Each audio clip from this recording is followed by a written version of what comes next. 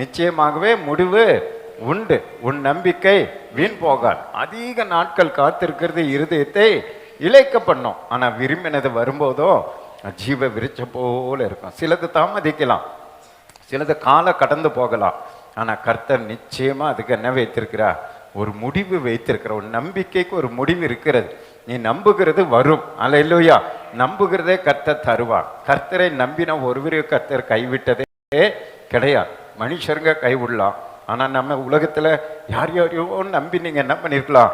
சோர்ந்து போய் வந்திருக்கலாம். இந்த காடு வேளையில அதிகாரிகளை நம்பி இருக்கலாம், அரசாங்கத்தை நம்பி இருக்கலாம், கணவன் மனைவியை நம்பி இருக்கலாம், மனைவி கணவனை நம்பி இருக்கலாம், பிள்ளைகளை நம்பி இருக்கலாம், பெற்றோரை நம்பி இருக்கலாம். எல்லா நம்பிக்கையும் இந்த உலகத்துல என்ன அது உண்மை அற்றது. அல்லேலூயா. எந்த ஒரு நம்பிக்கையும் அவர்கள் செய்கிறேன்னு சொன்னா கூட முடியாது. ஏன்னு சொன்னா அவர்கள் மனிதர்கள். அவர்கள் 100% எதுவுமே சொல்லலாம், செய்ய முடியாது.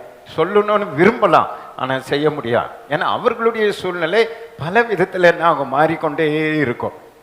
அப்போ உலகத்தில் நம்முடைய நம்பிக்கை வீண் போகும். உலகத்தின் மேல் வைக்கிற நம்பிக்கை உலக மனிதர் தான் ஆண்டு சொல்ல, மனுஷனை நம்புவதை பார்க்கிறோம், கர்த்தர் பேரில் பற்றுதலாக இருப்பது நலம். நம்ம பணத்தின் மேலோ பொருளின் மேலோ மனுஷன் மேலோ அப்பா அம்மா மேலோ யார் மேலும் நம்ம என்ன பண்ண முடியாது? இந்த உலகத்தில் நம்முடைய நம்பிக்கையை வைக்கவே முடியாது, வைக்கவும் கூடாது.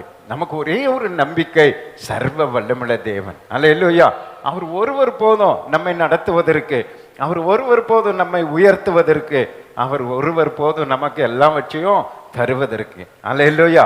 தாவீது சொல்லுகிறான், ஒத்தாசை வரும் பர்வதங்களுக்கு நிறைய கண்களை ஏறெடுக்கிறேன், வானத்தை பூமி உண்டாக்கின கருத்தில் தான் எனக்கு என்ன வரும்?